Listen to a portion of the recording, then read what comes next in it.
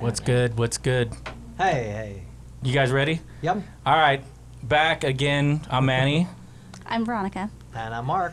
And the special guest is? Lauren Goldbach. Yes. She's back again. The highest rated views on the Pistol podcast is Lauren's. Nice. She was talking brain. It's the blue hair. Is it? It probably is the blue hair. It's the bedazzled. Let's just keep it 1X rated, not triple, as though it was yesterday when we were doing the pool. Mark, I got to thank you for this Irish whiskey that you brought me here. I know there's a story behind it. You know I drink Jameson. I do. And real quick, what's the story behind this? Tell you more. So I was coming back from Desert Storm and was 6 months in the sand without any legal alcohol. And so we had a layover. Our flight had a layover in Ireland. And I went to this bar, and of course I ordered a Guinness. And I told the bartender, I said, "Hey man, I want your best a shot of your best Irish whiskey. What do you got? Is it like Jameson or what? Is it?" "No." And I said in this strong Irish accent, and he gave me a shot of that Tullamore Dew whiskey. And I had that, and I said, "My God," I said, maybe it's because I haven't drank in 6 months. I said, "But that is fantastic." And he said, "Yeah, that's right." And then he said, I said, "Well, where can I get some of that?" He says, "You go down to that fucking duty-free shop, and you don't listen to them about the Jameson bullshit. Says, and you ask them for the fucking Tullamore Dew." Exactly how he said. Well, tell me more. Yeah, because I like it. It's smooth. It's excellent. Goes good in coffee. Great stuff. And yeah, and it's like a great pickup line of mine now. It's like in the Irish accent. Do you do that in the bedroom? Oh yeah. Yeah. Wait, what? It's like it got me aroused. It's like the raindrops said to the clover leaf, "Let's make do." We've had far too much whiskey tonight. It's working. It's working. It's loosened everybody up tonight. Okay, so Lauren, I appreciate you coming back out. I know you love being on camera. Oh my God! I know you love it. This. Is We've what I had live for. you. Shelly's been here. The it's sexy great. librarian. The sexy librarian. Yes. Tried to get her to come today. No go. What she was busy before she knew the date. I actually said, "Hey, can you do the podcast?" "I'm busy." Busy. You don't know the date. Well, I'm busy that day too. No one wants to be on She camera. wants to do it. I know she does. She loves being around us. It keeps her young at heart. So, okay. So I thought with all these mass shootings or whatever they're calling them now. First they were active shooters. Now they're mass shootings. I thought we could touch base on what our brain does as first responders, police and fire, during the time of the critical incidents. And I couldn't think of anyone better than you. I was hoping you'd bring the model of the brain so we could quiz it like we did T. Damn it! I only don't remember too many of that, but it was a good conversation. So I'm hoping that you can give some insight into what our brains do and how we get into that overriding the fight or flight and going from where somebody who is normal and scared to get out of danger, and we flip that into we have to go in there now and not be scared. And I'll just give you an example to kind of maybe base it on. So the very first, clearly everybody knows as a police officer, we go through an academy, 18 weeks, and then we have like another 18 or 16 weeks of FTO. So we're riding with someone. Mm-hmm. So when I graduated the academy, and I graduated on a Friday and I started shift, it just so happened that my FTO that I was assigned to started on Monday. So I got Saturday, Sunday off, and then I started Monday swing shift. And clearly, I'm excited now, right? So I'm excited. This is going to real life. I'm doing the job. It's no longer a controlled environment. And we get in the car. He gives me the call sign that I am. I write it on my hand so I don't forget it because I don't want to call it wrong. Saying yeah. Hey, when you started, did you guys already have the MDTs, or were you still handwriting everything? I'm not that old. You're No, we insulting me already. No, I had. You're my age. Then our police department was just behind the times because we literally had fold-out map, like the paper maps to get Oh my around, God. and we Oh, wow. had Jesus we would sit Christ. and take notes like under our leg No, on I had a a notepad. DXT. Okay. And it did that it for was years. archaic, but shit, it wasn't that archaic. Yeah, I no, think that's they were fucking with you as an OIT. No, They were like, pay no attention to this big computer here. Use this small no, map. It was like that for years. Put my her in the first city couple manager's years. car. Not even a real patrol car. Doesn't have a computer in it. And Yeah. they didn't let me drive. So yeah, we did have that. So he gives me the call sign. I write it down. I think to myself, if there's anything that I will never forget ever in my life, is call this call sign. sign, because I didn't want to miss it on the radio. So we're going through this whole spiel, and in Mesa, the first week you only sit shotgun. You're just kind of like a ride along. You look cool, but you're not, whatever. So we get in to the car, and he's like, okay, you know how to work the DXT, and I had, because we had the training on it. He's like, go ahead and put us available. And it's not hard in Mesa. There's a little car that says, out of service, and a little patrol car that says in service. That So is easy. Wow. I hit the little button. My first job as a rookie cop, I hit the button in service. And I was like, this is going to be great. So he says, okay, our beat goes from here to here to here to here. And it's known for a lot of gangs, a lot of violence and drugs. I said, okay. And the hot tone goes off. Boop, right?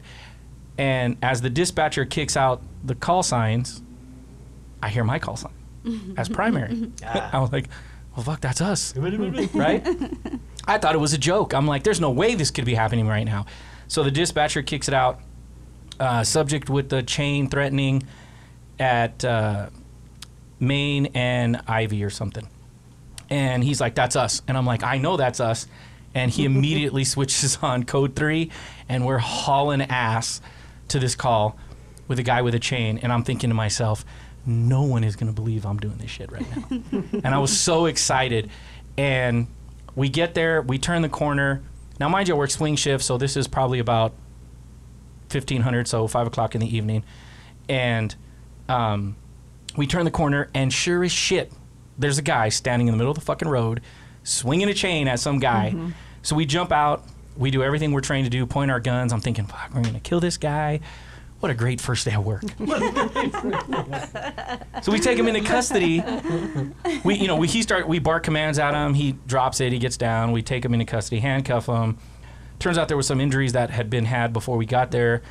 I think he had been stabbed. That's why he was chasing the guy with the chain. So we get him in the ambo, and he's chained in there. And all I can remember thinking is, I got to call somebody. You mean handcuffed? Or handcuffed, Yeah, chained. not chain. We used don't this chain on him. I'm going to chain you up with your own chain. So I just remember thinking, fuck, I got to call somebody and tell them, like, what I just did. What did you do at your job today, fucker? Right? So I want to call my wife. I want to call my buddies. I don't ever remember being scared. Right. Not driving there. Yeah. Not even when I tell the story, I get so excited because I want to do it again. I want that feeling, that first high again. Yeah, that's what leads to a lot of the behaviors that we see as far as addictions, being addicted to adrenaline. Cops like to drive fast. They like toys that are fun and fast. This is also a reason why you end up with burnout. So, but I want to take you back to like academy to start with that. What did they teach you in academy? How did they teach you to handle fear? Did they talk about fear? Right, because one of the big things is you can't show fear. Right. Yeah. Right, exactly. You can't have and it. what makes the cut? Someone who doesn't show fear, Right. someone who knows how to, put themselves and other people first. So that's a big weed out to begin with. Who are the people who are going to make the cut? Someone who already is enthusiastic about the job, someone who knows how to shove their fear down. But then when we have a fight or flight response, think about the chemical reaction that takes place in the body when you think you're under threat. And we have one alarm, right? We talked about this in the last podcast. The brain has one alarm center, and it doesn't distinguish, just like a smoke detector doesn't care if it's a cigarette or a bonfire, it's the same alarm. So when we have a fight or flight response, same cocktail of chemicals that bathes the body, and it allows us to outrun, theoretically, a tiger, to lift a car off a child. This is the response that shuts off the brain, so we're not thinking. It's all reactivity. So if I check something at you, you're not like, oh, she's throwing something, hopefully. right? I don't know. Every now and then I'll hit someone and they don't move. They're not paying attention. Or they're just staring dead-eyed at me. If I throw something at you, the thinking brain automatically shuts off and you go into a fight or flight response and you react, right? It's highly reactive. So there isn't a lot of room for emotion or thought or to be able to analyze the situation, but you guys are taught to make split-second decisions and think on your feet, right? To just get in there and not have the fear response. So that's the first piece of what happens kind of chemically is you have that fight or flight response, you've bathed in all of these chemicals, and then you're taught to shove down that response the rest of us have. If I told you when I started with crisis response, after a while I'm like, I'm not going in that building. No way. I'm not Yeah, going but in that house, why did not my going in that mind say building. keep going and yours stop? Because I don't want to be a cop. Right? I didn't make the cut. It's not something I'm interested in doing, but I also didn't spend years training myself not to feel fear. Well, right, I didn't do years. I think in the academy they prep you, and I think that two things happen. I think that certain people are drawn to police work, right? It's a calling. And then I also think that police work changes the people who come into it. So it's sort of a marriage of I've already got the temperament to do this and to shove fear down, and that's what makes me good at my job. Because you see a lot of people that don't make it, right? They spend 1 or 2 years and like, this is not for me, I'm out of here. Or they become lieutenants. They promote. Hey, I'll be here all night, guys. Hey! Be sure to tip your bartenders and waitresses. Yeah. And drink tell them more, dude. So let me ask you, before I was in law enforcement, I did have a genuine fear of, just like you would have. I don't know that I was, I didn't think to myself, like, let's go and get into this adrenaline-packed issue. I wasn't an adrenaline junkie. I don't know about you guys. Were you guys? Kind of. I was bull riding for a little while. Yeah. I think there's a certain yeah, there's a draw to excitement that calls people into police work as well. They're helpers, but they're also people who like excitement. Right. It's not a job for everybody, right? It's a calling. And this, so the response that overrides the thinking process also feels amazing because it's a rush of chemicals that lets you do just about anything. That's why it felt so great. And you want to chase that high, and that's every cop. Yeah. If you talk to them in the first 10 years even, they love their job. This is the best job. I enjoy it. I don't feel any fear. I don't have any problems with the things I've seen. They don't bother me. And that's true because you're also compartmentalizing. So that's something else that cops do.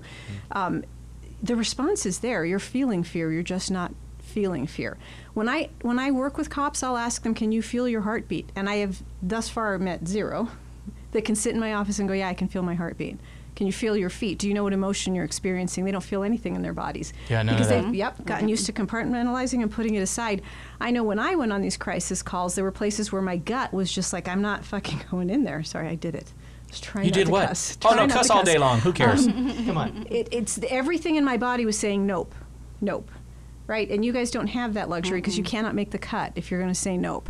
So you've got to be able to shove that down, override it, and it's just split second. But it happens. So one of the guys that I had in session once, we slowed down one of his worst calls doing a brain spotting session. And a lot of the work I do is connect with your body, learn to feel your body again. Of course, this isn't someone who's going to go back out in the field because that doesn't help you guys. But when we slowed it down sort of second by second and frame by frame, what he realized was this call was filled with terror, and he didn't feel it at the time. Right, so that was already all in there. And when we talk about critical incidences or even just that Lego wall that they described of all the shit, it's Lego piece after Lego piece after Lego piece of you did feel fear, you did feel a hesitation, you did feel, oh my God, what's going to happen next, and you put it away, put it away, put it away. Wow. But it's in there. And it's in there in tiny micro movements. What's also in there is not being able to, now you guys can't cuss, right? There's body cameras. You can't beat the shit out of somebody, even though you'd like to, and some people need beating, right? So all of those things get frozen in the body, but you're unaware because you're not feeling your body. Right. It's not beneficial to do that because that would make you unsafe, right? The only way to be safe is to put it away and get the job done. And it's really what it comes down to is parts, right? We all have parts of our personality. We've talked about people living in your head, right? Everybody has different parts. When I come into session and I'm working with an adolescent, they're like, I wish you were my mom. I fucking rock it, man. But at home, I put my daughter in therapy. So it's a different hat, right? Yeah, it's a different personality part. Yeah, the person I am at home is not the person I am in counseling. And the person you are on the job is not the person you are at home. It's also not the person you would be if you encountered something terrifying. So are you saying that you can hold the space for us, but at home as mom, you're not as good as holding the space? You lose your shit? Sometimes. I give you the eyebrow story. But so, yeah. What about the grandbaby? Because I got to say congratulations. Thank you. She's dangling right here. Yeah. Thank you. You'll hold the space for her, won't you? Oh, my God, yeah. That'll be totally different with her. But again, that's parts, right? We're different with our grandkids than we are with our children, I hope. Everybody has different parts. And I think that when you're on the job, it's also a part stepping forward. And that part steps forward lots of times. I had a firefighter who was retired, and he was telling me there was a dog in the middle of the road, and it was going to get hit. And he goes, I didn't even think. I shut it all off, and he'd been out of work for several years, right? And just ran out and froggered to get the dog off the road. And it was afterwards that he looked back and he went, what the fuck was I thinking? You did this too. Right. Right, when you ran to that one incident. Yep, and then you get back in your car and you're like, what is wrong with me? I had a straight panic attack on that one. But that's also like, because it's what you're used to doing. We answer the call. I didn't know how to shut it off. Yeah. I think that was the reality that hit me, was when they said they had the active shooter at Apache Junction High School, and I was right there, and I jumped out. My body and my mind was like, let's do this. And when it didn't, it turned out it was a fake call. When I got back to my truck, I didn't know how to just keep that anymore, and I just lost my shit. Yeah. Like, I remember thinking to myself, it's fucking dangerous. Nobody should go into that. Right? It is a fight or flight thing. And I think, like what you had touched on, Lauren, is the we made the cut, we answered the call and all that stuff. And you literally don't have time to be afraid. Right. You have to fight. Mm-hmm. And all of us know that, and we're like, and so, the public should understand that. When you're waving a gun around, we're coming to fight, and we're not there, we're not afraid of you. Right. We have to fight you. So if you're trying to get yourself shot up, that's how you do it. Or even an object, because you're talking about split-second decisions, right? This is why when I hear people say, how could they mistake a rubber gun? How could they mistake a plastic gun? How could they mistake that for a knife? Because that's what it was called to Because it's seconds, right? And it's react. It's get in there and do what you're supposed to do. Yeah. But there are people who don't have that ability to shove it down and override that fear response, and you'll read about them. These are the ones who froze and their partners did get shot, or they didn't watch all that was happening, or they didn't have their backs, because every now and then you're going to get someone who made the cut but can't override. Or they quit, like you said, a few years into it, because they realize, you know what, I'm great in academics, I'm great in physical fitness, I can go through an organized academy where my life really isn't in danger. Mm-hmm. Well, because a lot of those people, I don't know how many times you guys probably all heard it, like, hey, I could be a cop, I just need to be a homicide detective. Because I'm smart. That's my daughter. My daughter. I was a homicide detective. We're okay. Well, and that's what we're on the street first. But she went through the. She went through the. I don't even know what. What I was gonna say was, so we'll start with Veronica. Yes. That call that you got, your critical incident. Mm-hmm. Were you a detective at the time? Nope, I was back in patrol. Okay, so how'd that call come out, and walk us through how you overrode, or do you remember overriding, or what your thought process was? Okay, so I was day shift. It was the end of my shift, and we were waiting for the next shift's briefing to be done. And so literally just sitting there parked, like, are they going to be done anytime soon? And at this point, we already had MDTs too, so I could see the calls come up. And so I'm sitting in the parking lot, like 3 miles from the PD, just waiting for them to go 10-8 so I can take off and go home. And all of a sudden, I see a DV call come up on the screen, and I'm like, great, are they going to go 10-8 so they can take this call, because it's in my beat? And so I start looking up the call details to see what's happening, and I see on there shots fired, like things like this, and I'm like, where's the hot tone? What is happening? Why is dispatch not sending this to us or whatever? And so I start heading that way. And then we get the call for 239, which is a family fight. And still nothing about the shots fired. She's hearing him shoot people. But you saw that on the MDT? I saw it on the MDT. So what was going on? Do you remember how your body felt then? I just remembered I needed to hurry up and get there. Mm-hmm. Somebody's got to take this guy out. Like, we're going to hurry up and just go. It's training. It's training and it's reaction, right? This is what you were trained to do. I think, like, even in that moment, I was more... upset with dispatch for not dispatching the details than I was about what I was about to get into. Right. And I do think that has a lot to do with how you're trained. You get the job done. That's your directive, right? You get out there and you do what you need to do. There's also an element of I love my work. I enjoy this. Even when you've got the opposite end of that roller coaster when you get home and you're on the couch and don't feel alive, when you're at work because you're asked to stay in that zone of at any minute now, right? Well, and you that's know the what? whole shift. What I'll tell you for Lauren and the civilians is that what Veronica's talking about, that's the end of your shift, right? Yeah. So that's the end of your shift, time to go home. That call, I don't know a good cop that would not be hauling ass to that call. Right. And then when we have to go write the paper, we're pissed. Yeah. Because now the fun's over. Right, because the paperwork isn't the fun part. Right, this is boring. Absolutely. So when you think about how she didn't have any thought process or reaction, again, if I take something and I throw it at you and I ask you, what did you feel right before you ducked? You're going to be like, I didn't. Yeah, I know. I just reacted. And this is the training. You react because you're trained to react. So where along the lines are we training our brains? Can you explain what part of the brain are we actually overriding that you're not, or a normal civilian's not? As far as like a fear response? Yeah, where's that going? Like, I don't know where that, like listening to her talk about her critical incident, I'm thinking to myself, yeah, I'd have to get there as soon as possible. It doesn't even raise my blood pressure, to be honest with you. Yeah. So if you, have you ever checked out of a great deal of pain? Just kind of not been in it? There's a sort of a freeze and collapse moment that takes place in the brain. It's literally a separation, right? So even though your body is having the response and you're actually living in it your entire shift, it just escalates when you've got a call like this, right? But already the whole time on the shift, what you don't feel is your body is already, we're in this window right in here, right, of normal. And then if we have a fight or flight response, we go up and we come back down. But you guys are living up here. Because so who's we in that scenario when any you give first that? responder, really? It's a little bit different for fire than it is for cops because you guys are out there, and the whole time you're out there, you guys. That's right, fire. It's different. Tony left, so it's okay to talk. We're out there. He's out of the room. Tony, the firefighter, is in the audience, representing fireside. So for them, I think it's endurance, but it's also, when you're in the fire station, that was my experience. You're waiting for a tone all the time.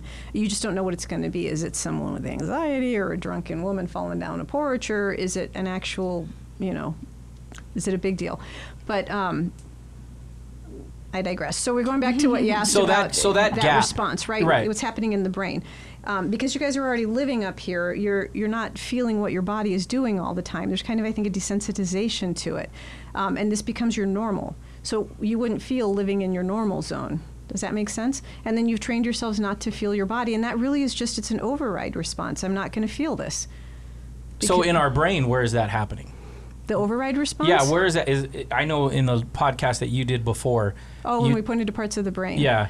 So everything that we're talking about right now takes place in the subcortical brain. That's the feeling brain, right? You got your brainstem, subcortical, thinking brain that wraps over it. Thinking brain is what shuts off when we have a fight or flight response. That's why you don't think she's throwing something at me, I should duck. It's all response. This is also the part of the brain, the subcortical, that it works with gut, right? It's all feeling. It doesn't use words. Talk therapy doesn't work because you can't talk to the feeling brain. Right. The feeling brain communicates with the thinking brain. It works bottom up, sends information out that way. And that's the place where you can teach yourself to override this. Young children do it all the time when they live in abusive situations. They just check out, right? They're very good at dissociating, and it's a dissociative experience. It's all being taken in. Your body's feeling the fear. It's feeling all of those things. If you've had therapy, then you know that when you slow that frame down, shit, right? There was fear. There was emotion. There was a whole lot in there. That's why we hate you guys. That's why we hate fucking EMDR and brain spotting. I don't want to get on that. Why don't you leave it alone? Is that why they say... just fine without your meddling. Is that why they say, how does that make you feel? I hate that question. I hate that fucking question. I hate that. Every now and then I have to ask it, but I can't stand Where do asking you that feel question. it in your body? But where's that sensation? Where is that I sensation? hate that shit. Yeah. All over. So I think for me, it's a delicate balancing act when I work with cops who are still active or firefighters, because I'm trying to heal trauma that's already happened and trying to get them to feel their bodies so they can learn to take care of themselves outside of session. But it's not beneficial to do this when you're still active, right? I don't want a cop who can get into his car and be like, oh, I feel the anxiety here, unless he knows what to do with it. And that's part of the work I do, being able to feel it and know how to speak to it, how to work with it, how to let it be there to guide you, right? Because anxiety keeps you alive. So I have a question then. Once we start going through this and we recognize we have problems and we start seeing a counselor and these things start coming out, like you just said, will that change us in patrol? Because I remember the only time I ever had my last call, well, one of my last days, I think it was my last day, I went on a call, and it was the first time on my way there that I thought, shit, I'm going to have to do something. I might have to kill this person. Can you do this? Like, it was the only time ever I questioned anything. Doubt, suddenly. And I had never had that. And that was literally after that I was like, if I don't feel the way that I used to about this, I should not be out here. Yeah. Yeah, and that's that shift we were talking about, right? Those are the people who don't make the cut at first. And those are the people who hesitate, and it's no fault of their own, right? The brain defaults to what it's going to do: freeze, fight. Whether you're going to have a reaction or not reaction, we don't pick. It's just a default mechanism.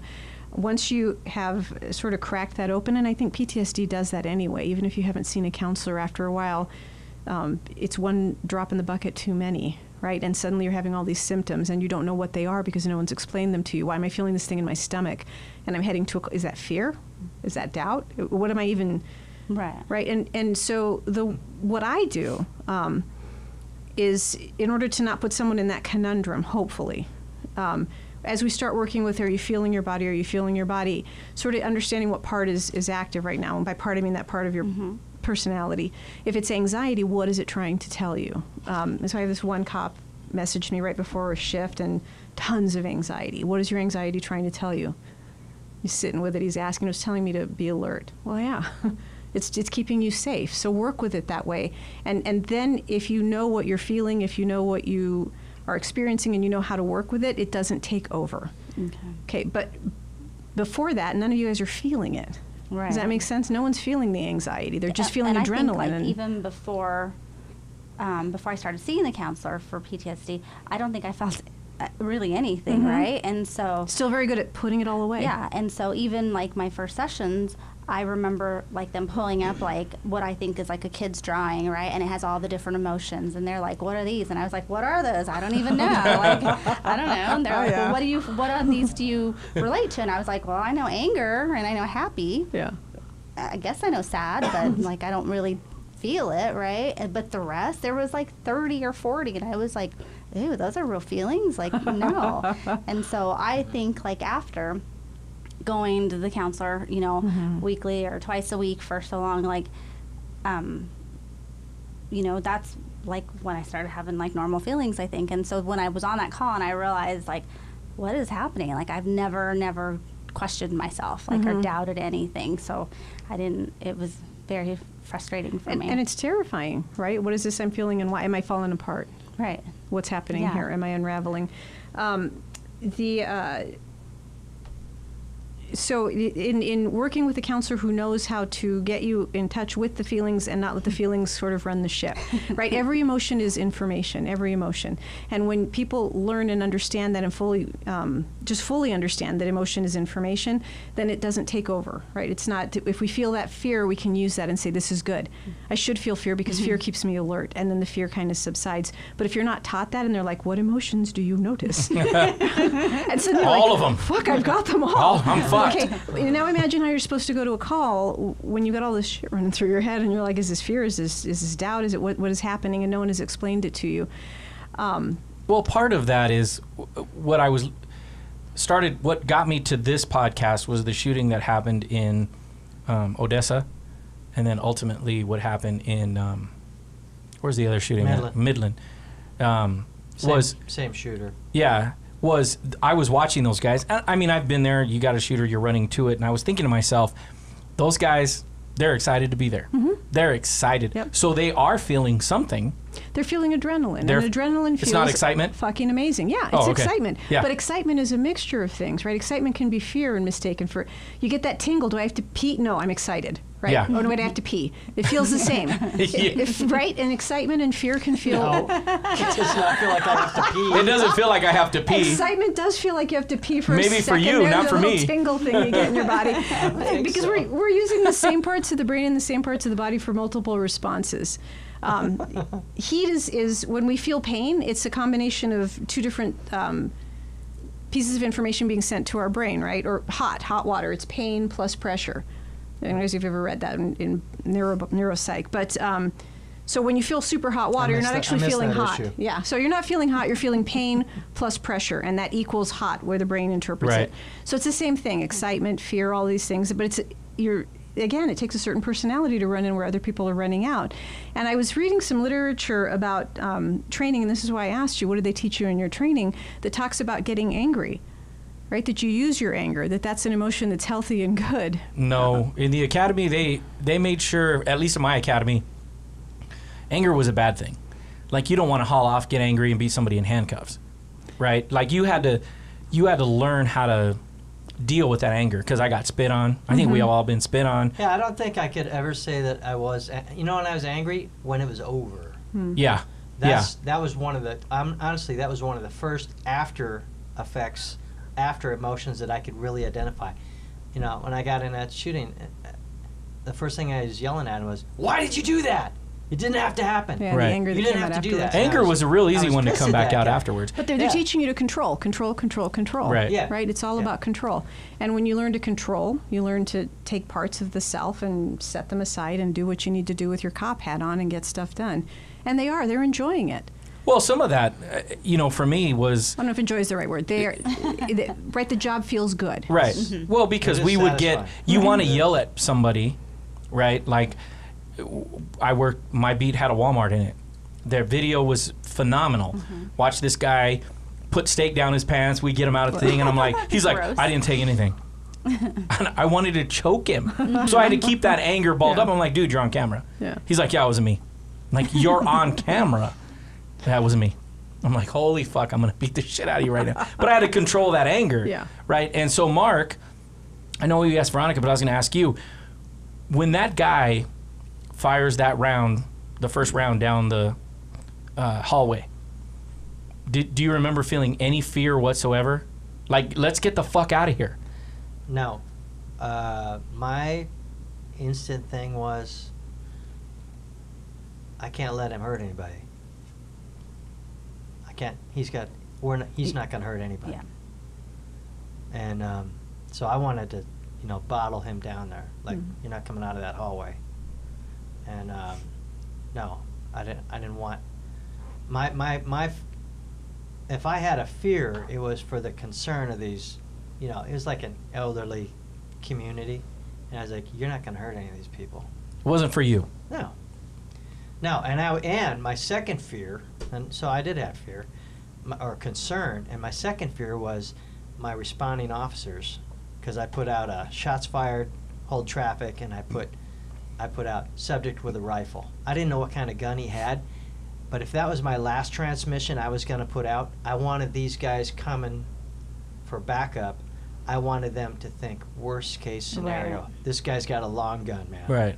Come in and, tactically, all this within a millisecond, roll it out of your head, and this might be my only transmission out. Subject with a rifle. So where, Shots fired. Lauren, where in our brain, where Mark's talking about, is what are we overriding there? Where he should be the one that says, "Let's go." We just got shot at. I want to say something too, and this is where I think it roots back to. I'll pay $10 to each one of you if you tell me this wasn't in your interview. Why do you want to be an officer? And I'm going to tell you what your response was. Because I want to help people. Yeah. Right? Yeah. Right? Absolutely. Everybody in audience land, you all did it because you want to help people. And I'm not kidding you. That's in there. That's what makes it the calling, right? It is. It's totally the It's calling. absolutely calling. Yeah. Yeah, it's not for everybody. So we're talking about a combination of being trained very well, so you didn't have a freeze response. Certain number of years on the job of knowing what you're doing, right? If you had been a rookie, it could have looked very different that day, or it might have been the same depending on your training and your reactions. But this was, you're a cop, you know what you're doing. Right? You haven't been in that scenario before, but you have trained for it. You've trained for all kinds of coming around the corner and something might happen and what do we do and how do we call this out on the radio, right? So you didn't have a freeze response. And again, we don't choose. The brain defaults to what knows or what it wants to do, what it's prepared to do. This is why when you learn self-defense, it's about practicing, right? You can't do it once a year. Muscle memory, right? Muscle memory, exactly. And it's emotional memory and training memory and trigger control and frontside press and all that. It all. Whatever you're the worst at, that's where you're going to fall to. That's your lowest level of your training, and that's So what are we doing? What you're working from. What are we doing in our brain at that time? There's not a lot of thought process going on. That's why it happens in a millisecond, right? This brain works about 500-600 times faster than the thinking brain. Stupid brain. I know. I always say that This to is my slower, brain. yeah. It's so stupid. And this is sending information, right? And information is gut. It's not words. It's pictures. It's sensation. It's knowledge. It's a whole paragraph of thought in a millisecond. You know what I got to say about? You know what I got to say about this part of the brain? I trust that. Trust your and gut. I love that because it doesn't need all of this stuff. Yeah. This is honesty. Yeah. There's no lying in this part of the brain. That is truth. Yep. There's no And lies. this is where trauma is stored. This is where we react. This is the part that shuts this part off, right? This part gets this part home for the night, alive. Yeah. So it's sending in milliseconds a ton of information to thinking brain that's receiving it and interpreting it based on his training, based on his knowledge, based on his experience, based on his care of other people. Right? I've met very few people that are cops that didn't want to help people. There's a couple in the bunch that always make it through. Those are lieutenants. Right? They're lieutenants. But the rest, they want to help. And so that's also personality. It's a big piece of how you're going to respond. When we have a fight or flight response, a big chunk of how we take that information and use it without thinking about it is personality. Does that make sense? And it's also situational. If my kids are in the house and something comes to threaten, I'm pretty sure I'm going to fight. But if I'm alone, I'm probably going to freeze. Right. Right? And that's that nurturing piece of I'm going to protect mine. But if I'm by myself, I'm like, fuck, I'm going to go hide under the covers. So that's the part of the brain, to answer your question, right? It's all gut. It's subcortical. It's just information being sent about what to do next. And because this part isn't really functioning, the thinking part of the brain, there isn't time or room for thought. That's why you need good training. That's why you get it. Again, stupid brain. I mean, I think we get stupid brain. I think we get that. Most of us, I'd say, we get the best training. Yeah. Even the second responders get good training for that. But because they have more time. yeah.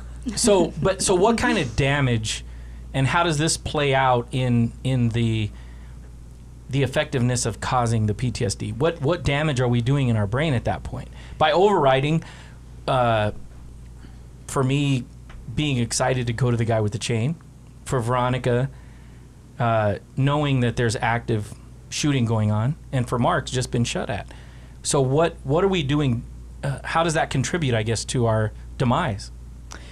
So part of it is the exhaustion syndrome, right, for first responders. It's living way up here above that line day after day after day anyway, but then when you have those moments kind of really spiking up here, and there's an opposite reaction where you come back down farther than below where we go. We go back to baseline, somewhere in here. Fight or flight response, back to baseline. All our chemicals kind of balance out.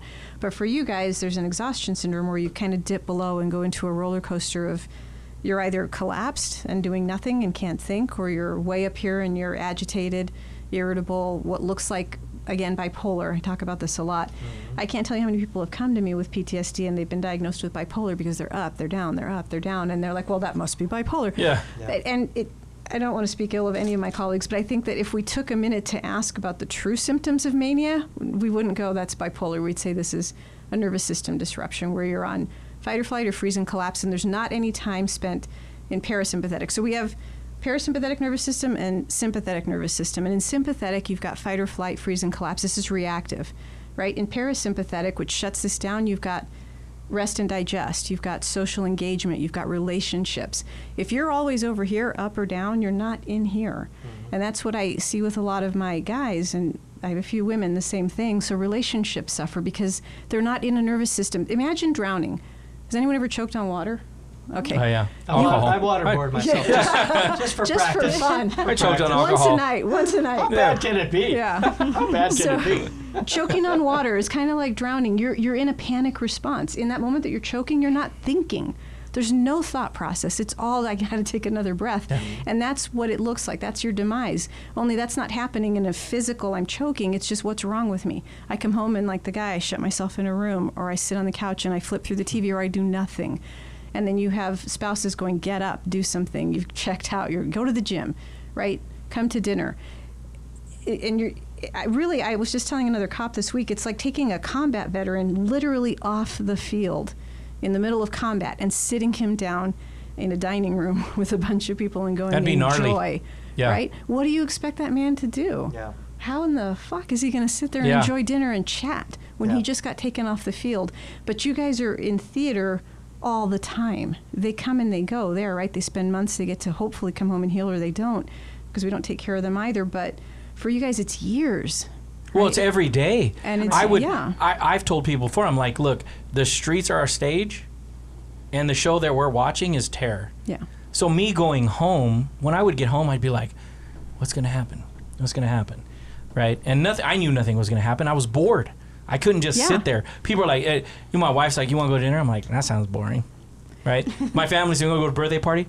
Sounds totally boring. Hey, I want to follow that when you're done on that. Go ahead. Yeah, so so you were talking about the chemical and all that stuff, and the adrenaline and all that stuff, and is there like an endorphin release on that too? Because that's what I found myself like craving, searching for, trying to do anything through alcohol, sex addiction, pornography, whatever I could find to like to get back up there. I got to get to that again. I got to get a dose of that because I'm just so far down. And I remember, like what you're saying, I'm going to call. I'm going to call, and I'm not scared. Yeah, I'm gonna get this. I'm gonna get this. I'm gonna get this. I'm gonna get this. You got 1,000 things rolling through your head, all too fast for you to even articulate what you're doing. Yeah. But you got everything mapped out in your brain before you go. Before you throw that car in the park and jump out, you already know where you're going. Mm-hmm. And that's a reaction stuff that you could write an encyclopedia about all the stuff that's rushing through your head just to go to a simple family fight call, and you're rushing in there, and you got your gun out and all that stuff because of the call allows it or needs it, and that adrenaline surge, like I've rode bulls before, skydived. No. Doesn't even matter. That's Boy Scout League stuff compared to this. But the skydiving wasn't the first time, unless you were already addicted to the adrenaline. For the first, I did it the first time you time you jump out of the plane, it's like, right? Yeah. And then subsequent jumps for people who do it regularly, it's no big deal. They lose that ability to reach that really high place because it is a drug. It's a massive cocktail that gets dumped when you have a fight or flight response. And we have opioid receptors. We have cannabinoid receptors, right? The brain is made to take in all of these different types of neurotransmitters. You're promoting opioids? Absolutely. Yeah. So you would get, there's an incredible rush that comes with it, a high, right? And you're living it the entire time you're on shift with those spikes of those calls that you're going to. When you add to this, so you asked, how did you end up in that place, right? The answer is yes. So you end up getting hooked on it. That's why you have adrenaline junkies, right? And we make our own opioids. We make all of our own neurotransmitters that heal pain, that get us, superhuman strength, that shut things down, all of that. And it's in there for 36 hours. So if you're doing it every day, right, this is just building on itself, but it's also wearing out a lot of those systems, right? They're taxed because they're always up there, and then you have that reaction of coming back down. First responders, and I think a lot of them have lost perspective, and I get that. I lost perspective just doing the 18 months of crisis response. They'll say it wasn't that bad. That call didn't bother me, right? That thing wasn't that awful. And I ask every single one of them, would you want your kid to see that body? No. Why? No. Why? It would fuck them up. Yeah. Really? Yeah. Really? Tell me why it didn't for you. You guys see things that nobody should see in a lifetime, and many of us blessedly don't. We go a lifetime without seeing this stuff. But it's sometimes daily, especially when you're in really busy areas, right? It's over and over and over and over again. And those images have to go somewhere, but you don't get a chance to process them, especially, and here's where it's different, I think, as I said when you left the room, that firefighters and cops have different types, I think, of nervous system disruption. For cops, it's some of my guys, they're alone in like massive square miles, and it's call after call after call after call, and no ability to sit down and kind of dump what just happened. So you put it in a box. I'm going to deal with that later. Right, and have you ever put something in a box, I'm going to deal with that later, and you forget completely about it? Like paying a bill, right? Exactly. Why is the cable shut off? Suddenly no air. Well, it's funny because one of the things that my doctor said when I was going through my therapy, and I went through therapy for like 2.5 years, twice a week, and one day she asked me, she's like, how often did you go to the restroom on shift? And I was like, what'd you say? Yeah. She said, how often did you go to the restroom on shift? And I'm like, never did I go to the I would piss before the shift started. Yeah. And I'd piss when I get home. So one time I had to go really bad. Oh, God. And I'm like, I rip into this subdivision that was being built, so there's nothing but walls up around it. And I pull in, no houses are built or nothing yet. And I jump out and I'm going pee next to my patrol car. And all of a sudden, the Phoenix police helicopter flies over me. Knows what I'm doing. Banks it hard, spotlights me, and just keeps circling. Yeah. Because I'm going to the bathroom and I'm having a circle with my back to him as he's circling around me the whole time. They want you safe, Mark. I'm just peeing a big circle around myself, and I'm just like. They want you safe. I can't tell you that I was. Yeah, there wasn't. What figure I was showing those guys, but. I was not. It was so funny. Yeah, when she asked me that, I'm like, yeah, I don't. One, it's too hard to take off that fucking duty belt to try to go to the restroom. And you just put it aside, along with the feelings, the urgency. You're not feeling the urgency. You don't feel your body. No, Or like not even at all. like hunger and stuff. Yeah. Like I could go all shift and not have a thing to eat or Yeah. drink because I didn't think about it. Yeah, that's why when they get in my office and I go, "Can you feel your heart?" No. You know And what? The first time someone asked me that, I thought I was having a fucking panic attack when I felt it. When you felt your It heart beats Yes. fast. Yeah. That's like 100 beats a minute is fast. I'm like, I'm dying. Somebody call 911. I'm dying. One of the things that happens to the digestive system is when we think we are in a life or death scenario, we shut down other systems in the body in favor of survival or being able to fight or run. So digestion is a non-essential function when you're running from a tiger or drowning. So digestion stops working. Right. And a lot of these first responders, I think most of them really, end up with all kinds of gut issues and gaining weight because they're reserving all of their calories for a fight that isn't really happening. Right. A lot of them have irritable bowel syndrome. A lot of them have autoimmune diseases or inflammation because we're not making good autoimmune or immune when we think we're in a constant fight. Does that make sense?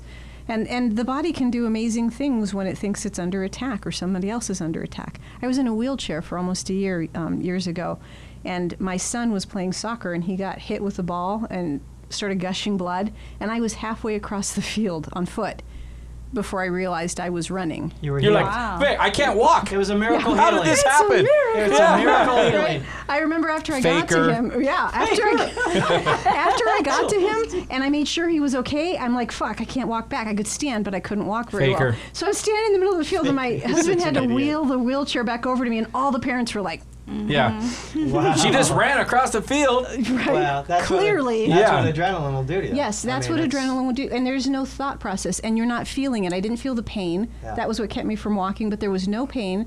There was no thought process. It was just instinct. And then once I was done with it and I knew the threat was over, oh my God, I can't move a step. So that's what overriding that system looks like. And you're not going to feel your heartbeat or hunger or the need to pee or fear, but it's still happening. Because when we slow those frames down and we go into those calls, it's amazingly tragic to me to see how much fear there really was. And There's how a it was lot. all What's the stuffed benefit of away. that? Why do we need To clean it out, because it's still in there. Yeah, but why do we need to do that? Like, is it just that toxic to leave it, Yeah. in the stupid part of the brain and not just Here, have that? Yeah. So for some people, they're really good at just putting it all in boxes and not ever having to touch it, and that works for them. But for other people, those start to kind of, the system Fester. breaks down, right, and stuff starts to come out. And parts work this way. If we're not aware of them and we don't know how to work with them, they kind of take over. And the example I can give you guys is, if you've ever been in a situation, and I know you have, where suddenly you did or said or whatever, and you're like, where the fuck did that come from? Right? That's a part. Yeah. I remember I was shopping with my kid when she was 13, and she had her little 13-year-old buddies around, and they had suddenly started to talk me into buying them all matching shirts and taking them to Rainforest Cafe. And for some reason, you know, I'm feeling this urgency to make them all happy, right? And I'm like, well, I have a credit card. Let's fucking do this, right? And then I'm asking myself, what are you doing, right? So I'm having this conversation in my head, and I'm like, if they don't like me, I'm going to die.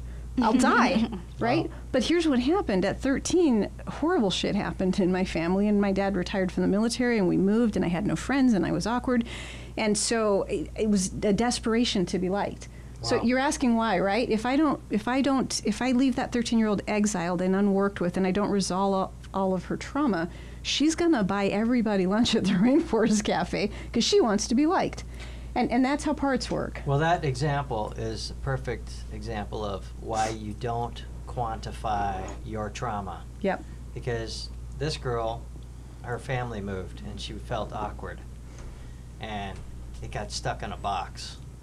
And Manny had his trauma. Veronica had hers. I had mine. And you've got yours. And it doesn't matter how big or how small it is. If you don't get with a professional and start working this stuff out, you're going to be like, you know, like me. You're going to be divorced. You're going to have destroyed relationships. You're going to have, you know, financial calamity, all this other crap that you don't need to. You know, I loved your example when you're talking about, you take a combat vet out of combat and put him in a room where he's going to have dinner, and how's he supposed to react? And I can feel those, and I can remember environments and situations like that where I'm just like, I'm working out of this part of my brain, just so amped up and so ready to explode, and I can't articulate to these people around me, and they're my family. Hey, what's going on? Yeah. What's going on? What's going on in my head? I have no idea on how to tell that. So we ask our you know, families will ask their significant others, their parents, their husbands, wives, what happened? What are you thinking? What are you feeling? What's going on? This brain, because it doesn't use words, it's all gut. Yeah. You're asking this to speak, and it can't, and that's why talk therapy doesn't work. Tell me about your stuff. Tell me over and over and over again until you don't feel it anymore, right? Let's write it. Let's describe it. That's why it's so let's get into every detail. That's the fucking worst. If you tell it enough, it's going to desensitize, and for some people it does, but for most people it doesn't. It just re-traumatizes because you're working with a part of the brain that doesn't use words.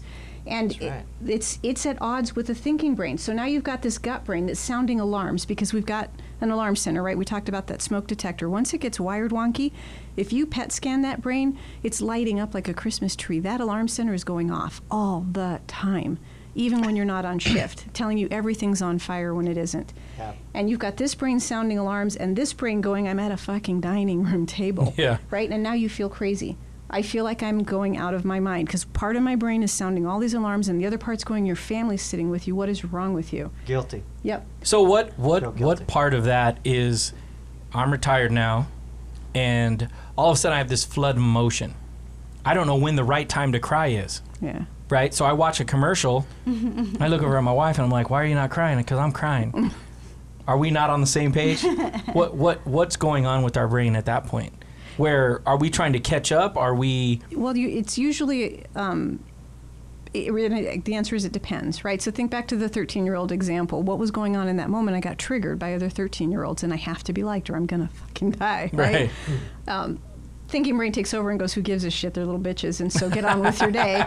And they didn't get lunch, but that took some override. So what's happening is that... for a lot of guys, if we slow it down and we ask them, what was the commercial about? Was there a song? Was it a family scene? There's a trigger there, okay? Because we learn through association. Everything is association. Adaptive information processing is the model, right? Things build on themselves. If you saw Inside Out, there's those little people living in your brain and they've got core memories. So if we can trace it back to something in the past, something in that commercial or the Hallmark movie or whatever it was triggered just an emotion, and that emotion is information about a call you went on or something that didn't go right or just that your nervous system's done.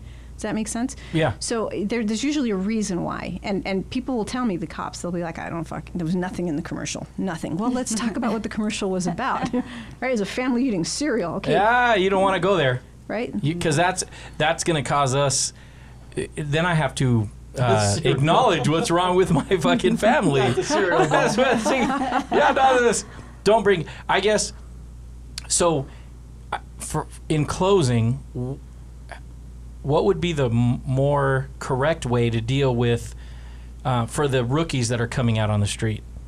What would you expect them to do with their, because they're pushing that stuff down. Right. Yeah. What's a healthy way? What's for a healthy them way to deal with go it? from, let's say, day one on the job to handle their calls, and then to download that stuff so they don't roll around with a backpack of it at the end of their career and they're so screwed up they're beyond repair?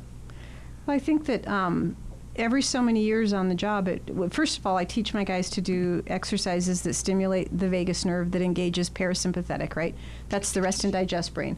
So there are different things you can do. If you do them daily, they start to really kind of counter all of this damage. So for all of my guys, I teach them a foghorn breath that's in through the nose, and then you hold for 5 or 10 seconds, and of course you don't feel your heartbeat, but you're supposed to.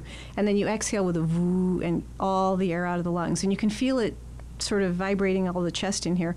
And it sends a signal to your brain that the threat's over. It's time to just relax. So if you do this regularly throughout the day, you get good vagal tone, theoretically, and that kind of counters the spending all that time in fight or flight or freeze and collapse. So physiologically, you can do things. And I know they teach some of the guys combat breath because they've told me. Yeah. But they Tactical breathing. Right, but they don't teach them to stimulate vagus nerve all day long or a few Vegas. times during the day. Come on, I heard Vegas, everybody. something We're going to play with our be a vagus part of. nerve. I think the second thing that would be beneficial would be just maintenance coming in, because when I do brain spotting, what we're really doing is we're just taking a whole file of stuff like dumping cookies on a computer, and you're just downloading it.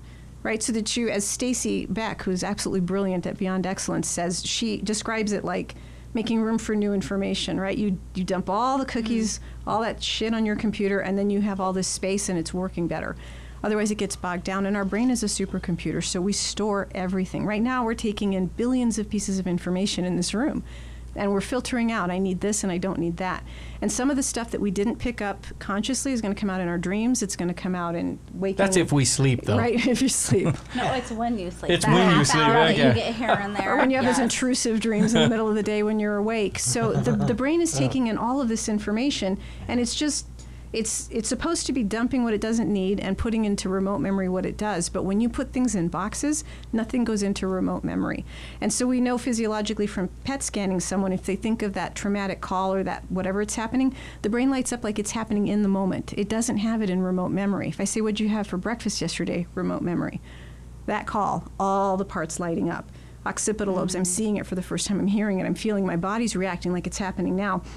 And even if you don't think that it's bothering you or bogging you down or that it's creating trauma, just dumping those files and allowing your body to do the little micro movements that it wanted to do, like beat the shit out of somebody in office, or being able to scream, or being able to just feel the fear and get past it and teach your body that you survived that moment, is part of maintenance work. Does that make sense? Because when you do slow it down frame by frame and someone goes, oh my God, I was terrified, that part, like my 13-year-old part, never left that scene.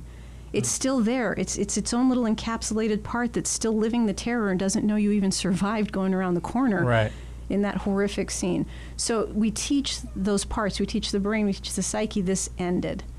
That's basically it. So if people came in for touch-ups and like brain spotting, which doesn't have to be painful, or a lot of my guys don't like it, but I think it's because it's revisiting things. Yeah, you don't want to go back into that closet at all. Yeah. And even when I see these mass shootings and I hear the media say, you know, look at these first responders, they're running in while everyone's running out. I'm thinking to myself, what are they doing to their mental health? Yeah, they're shoving it all down. Because they're shoving it all down. Yeah. Right. Even if the Midland shooting, I mean, just the first victim in the parking lot was traumatic. If you ever saw that video, that's a traumatic video. So that's why I wanted you to have it. And I appreciate you coming out and explaining that to us. Is there a way that first responders can actually keep their mental health and succeed throughout their career? Absolutely. I've had one I've been walking through till, I mean, he's ready for retirement now, and we just kind of kept him doing okay. Doing touch-ups, coming in and downloading information, just doing the exercises, if nothing else. Reading, you know, everybody gets that book, Emotional Survival for Law Enforcement. Every one of them comes in, oh, I have that book. I never read it. I never read it. Read the book. It's a day's read. Something you said a second ago I wanted to touch on really quickly, and that was, crap, it's left my memory. Anyway, read the book, do the exercises, come and talk to someone. Oh, it's about the brain spotting thing, right? You said people don't want to revisit it, and I get that. You don't want to go back in there, but I suggest to you that you're already revisiting it every single day. You're living it. You just don't know you are. So a moment's discomfort sitting in my office, and I'm not asking you to describe it. I'm not asking you to stay in it. I'm not asking you to look at it. I'm just holding a stick, and you're listening to sound, right? And you're just letting your brain do its own healing. Your brain knows how to heal. It knows how to dump all of those images and all of that sensation and move past all those memories, but you have to be able to walk through it. There's no way around that. I think my brain knows how to fuck with me is what I think. That's what my brain does. It just fucks with me. I always advocate, and I don't know how correct this is, but I thought if I could go back, what I would do is I would go get a mental health assessment of myself my first year on, and every year after that, so I could see my you know, I'm maintaining, I'm getting worse, I'm getting better. And that's what I always advocate to everybody. Do that on your own time and on your own dime, and go get a mental health assessment of yourself and get a checkup every year. But do it with someone who knows cops. Yes, do it with not even just Veronica's someone going to who freak knows out over there. That's why do it with someone who knows what they're doing. Right, and that's why I said you're absolutely right. And do it with somebody that you pay for, not that your department's going to send you to, who's going to be a counselor on how to balance your checkbook. one of the things you're going to Something hopefully like that. add to the website is that checklist when we get it put together for you of what to look like or look for when Yeah. you're getting a counselor, because just because someone says they work with cops or I know cops or I'm trained in cops, really understanding first of all what they can do to your career. Right. Second of all, what it looks like to have PTSD as a cop, right? Because those checkups that you would do every year, you have to know what it looks like. These are not combat vets screaming under the desk. Right. Sometimes it's just anger and headaches, and that's it. And I don't Yeah. want to get up Red off eye. the couch. Yeah, that's it. And there aren't all the classic symptoms of PTSD, the way we categorize it. So someone who knows what they're doing would be able to ask all of those questions.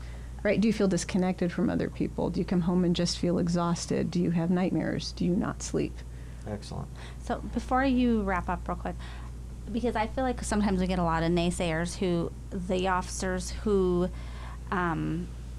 swear it'll never happen to them, or they don't, we're just odd, right? Because they're so great. What is different with them that they're not, I mean, one day are they just going to be?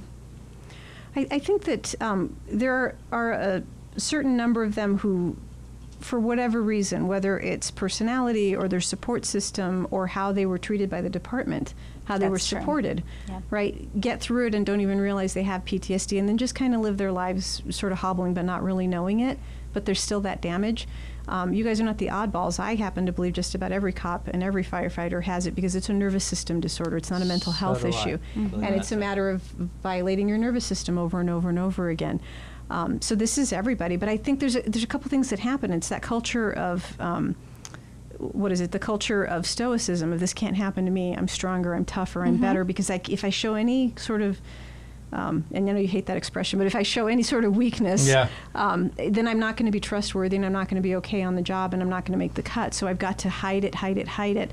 And I think that's a big reason why a lot of them won't. I was talking to a cop the other day and he's like, oh, no, it's never going to. He'd been like 14 years on and I'm like, dude, you're already fucked up. But You're you don't even fucked. know I it. look at it as like Right, but when they we're don't wanna going to a hear hot it. call. It's the same thing, like I talked about earlier. It's you don't have time for that. That has to take a back seat because I'm going to that call. Right, and you also I don't have can't. time to be afraid. You cannot be and in I've gotta it. get, exactly. Or you can't get the job done. So I think Right. a lot of them are just are surviving the best they can. Some of them don't even know that they're not well. Well, they're good at work. They're horrible at home. That was me. and that's the telltale sign. Yeah, you could be totally awesome at work and getting the numbers of felony arrests and whatnot, but when you go home, you're yelling at your wife. Well, and I'm kind of talking about the guys who just think this just doesn't even exist. Sure, that PISTLE is this offshoot of crazy people, right? Those are cops that couldn't make the cut. There's, when you hear Bessel van der Kolk, he's one of the leading experts of trauma in the world, talk about trauma. He shows this slide at every lecture, and it's the towers collapsing in New York. And there are people running on the Manhattan Bridge, and they're on their phones. And he says, what you'll notice about this picture is everybody thinks they're running away from the towers. They're running to something. Every single person there is running to something. And everybody who had someone to go home to didn't really develop PTSD. Right. The people who did were the ones who had no support. So even in your situation, if you think about what was the extenuating circumstances of what led to where I ended up, were you supported? Did your department back you? Did people turn their backs and go, that couldn't happen to me, it's her, she's got a problem, she's weak, right? That's what creates that extra level of, I'm not going to be okay, right? Because people who have a strong support system don't tend to develop really overt PTSD symptoms. They tend to be more resilient. And betrayal can be, even if your family is the most supportive on the planet, your family is blue, right? That's your family. That's what you're taught from the minute you get into academy, that we're going to have your back and we're your family. We're brothers. And then they're gone. Yeah, That and you don't know how to describe this to your family. Yeah, Right. so there becomes this disconnect, right? And then you don't feel supported at home. They start to misunderstand. Over and over again, I hear over and over again, don't use PTSD as an excuse. You're just being an asshole and you're using that as an excuse. Fuck them. Right? And I hear that over and over and over. It's from multiple people. And that is what not having a full amount of support looks like, even if this person would take a bullet for you. They're the ones at home going, what the fuck's wrong with you? And you're like, I don't even know because it's coming from here and there's no words. So that's a huge chunk of the ones who end up looking okay and can just kind of muddle through life with some of those experiences that are still interfering with daily, but not the way they do Yeah, but for those others. guys are the ones that are married 4 times. Yeah, some of them are. Alcoholics. They lost their pension. They're the ones that say they're good, but they've caused the damage already in their life. They've walked away from it. Right. Right, Mark? Yeah. You know what I'm talking about? I do know what you're talking about. All right, Lauren, I appreciate you coming out today. Taking time on this Sunday to hang out with us instead of that cute little baby of yours. I love her. Thank you. Tony, you've been quiet over there, but we'll call it a night. But he's been agreeing with me And the he's whole kept- time. He's kept raising his nodding. hand. With He's every, on, with every symptom Lauren mentioned, he's like, oh yeah, Yeah, yeah. oh yeah. He's on it. So, as always, in closing, to Cheers. us and those like us, Tony, where you at? Come on, brother. Bring it in, brother. There you go. All right, we'll see you guys on the next one. Thank you. You will.